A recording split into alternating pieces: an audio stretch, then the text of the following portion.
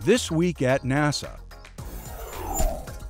Thank you for a great handover, and I'm ready to assume command of the International Space Station. After handing over the reins of the International Space Station to NASA astronaut Kevin Ford, Expedition 33 Commander Suni Williams of NASA, Soyuz Commander Yuri Malenchenko, and Flight Engineer Aki Hoshide of the Japan Aerospace Exploration Agency, all of whom have been on the station since July 17th, made a safe parachute-assisted landing in their Soyuz spacecraft in Kazakhstan on November 19th local time.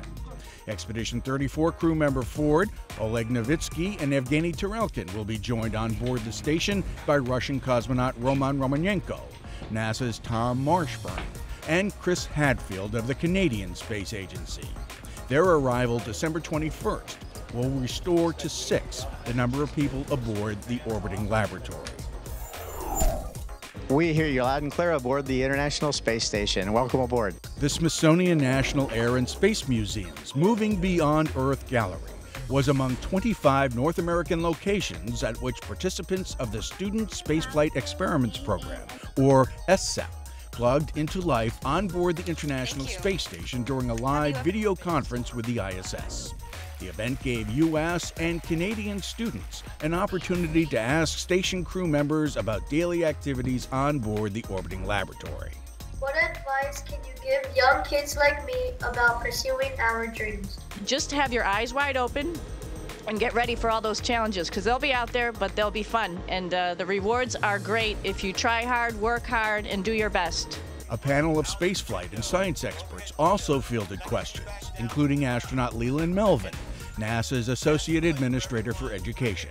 The SSEP program is a joint venture between the Smithsonian National Air and Space Museum, the National Center for Earth and Space Science Education, NASA, and the U.S. Department of Education. 1, 2, 3. A new NASA service will help skywatchers pinpoint where and when the International Space Station will make an appearance in the skies above them. NASA's Spot the Station service sends a text or email to anyone with an email account or an SMS-enabled phone to alert them when the ISS is scheduled for a flyover in their area. Mission Control at the Johnson Space Center compiles sighting opportunities for 4,600 locations worldwide. To sign up, visit spotthestation.nasa.gov. If your city or town isn't listed, just pick one that's close by. Hi, I'm Ashwin Vasavada. I'm the Deputy Project Scientist for the Curiosity Rover, and this is your Curiosity Rover update. A lot of what this mission's about is figuring out the possibility that ancient Mars was a habitable environment. But we're also studying the present environment. Two instruments that help with that are the RAD instrument and the REMS instrument.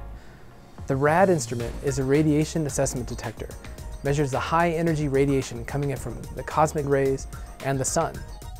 That radiation is changed as it goes through Mars' atmosphere to where we detect it on the surface. These measurements are helping to understand what the environment's like on the surface so that future astronauts will know how they can protect themselves from this harmful radiation. Another instrument that Curiosity has that measures the modern environment is called the Rover Environmental Monitoring Station. It's basically our weather station. We measure a lot of things, including pressure and humidity, temperature, and wind. It's been seeing little dips in pressure around noon that seem like the signature of dust devils. Only thing is, our pictures haven't turned up any dust devils. Spirit and Opportunity saw lots of dust devils moving across the horizon. Our best guess at what's going on is that Curiosity is seeing dust devils go right over it. So what we think is happening is the same sorts of vortices driven by convection are occurring on Mars at Curiosity's site, but just not picking up dust. Another thing that REMS has been measuring is winds. Turns out we're in a pretty interesting place inside of Gale Crater. We're right at the base of a 5-kilometer high mountain to the south of us, and then there's a pretty tall crater rim to the north of us. And we're sitting kind of in a flat depression between the two.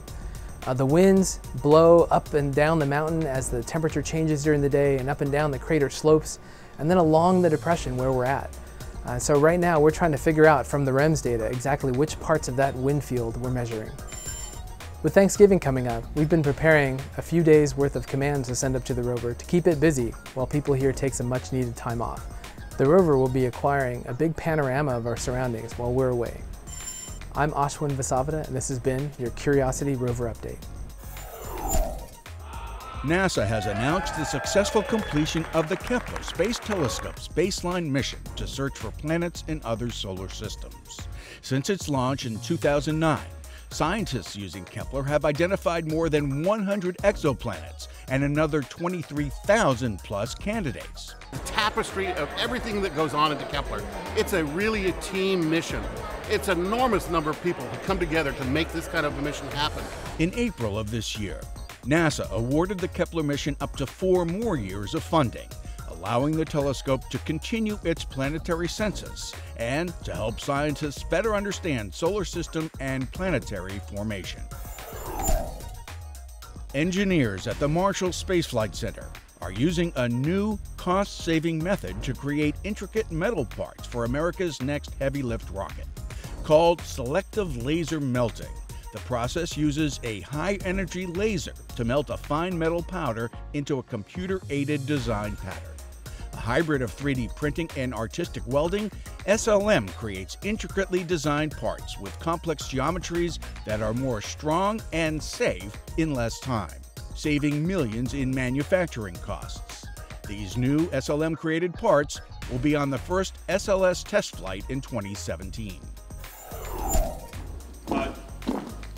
The Goddard Space Flight Center hosted a 2012 Veterans Day recognition program with former NASA astronaut and retired Navy Captain Scott Altman serving as featured speaker. Altman, who flew 4 space shuttle missions and commanded STS-125, the final Hubble servicing mission, praised those who've defended and upheld those freedoms upon which our nation stands. All right. All right, now we'll move it to the next. Hundreds of students celebrated the 20th annual Young Astronauts Day at the Glenn Research Center. They competed in a variety of activities testing their skills in science and engineering. Meeting with the students was Center Director Ray Lugo and NASA astronaut and Ohio native Greg Johnson, who serves as Associate Director of External Programs at Glenn. This year's event was sponsored by Glenn's Exploration Flight and Development Project Office and the Northern Ohio section of the American Institute of Aeronautics and Astronautics. Providing support was the center's Educational Programs Office. Thank you for joining us this evening.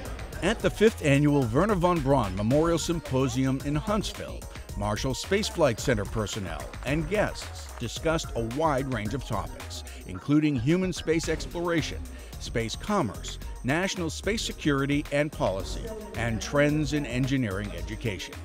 The Von Braun Symposium, organized by the American Astronautical Society in conjunction with UA Huntsville, the National Space Club of Huntsville, and NASA, strives for the advancement of astronautics in the United States.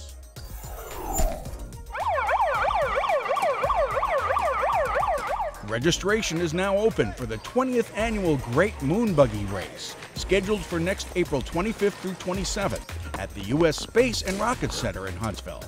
The Marshall-sponsored event provides high school, college, and university students from around the world with real-world engineering experience and inspiration to pursue careers in science, technology, engineering, and math. For details, go to moonbuggy.msfc.nasa.gov.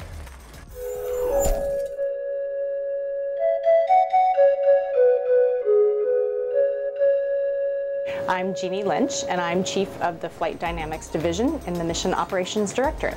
The Flight Dynamics Division is responsible for the trajectory of the International Space Station. So that includes the visiting vehicles and how they fly to the ISS, as well as where the ISS is located, basically the altitude of how far it is from the Earth. My grandmother's grandmother was Cherokee. We moved to Florida next to my grandmother. My mother started getting more involved in the genealogy and our culture.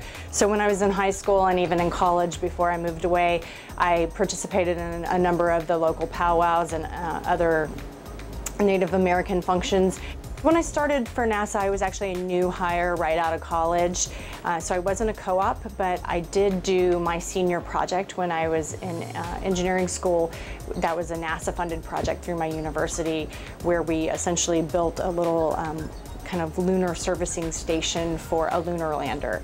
And it was amazing and a lot of fun.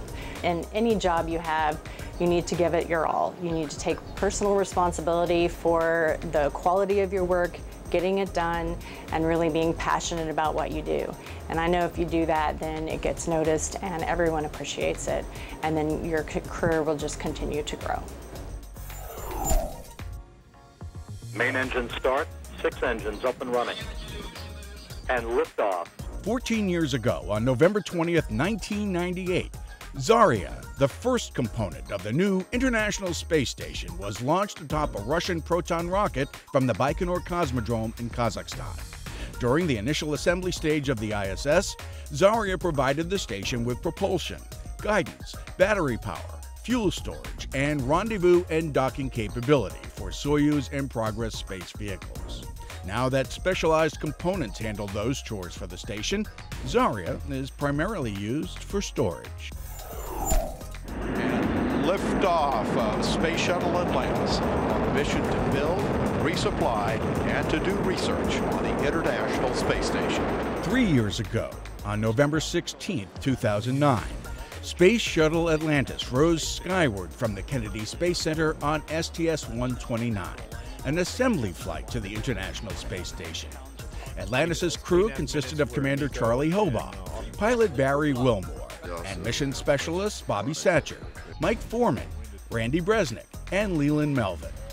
Atlantis delivered parts to the space station, including a spare gyroscope and a UHF communications unit to be used for future station flights by SpaceX.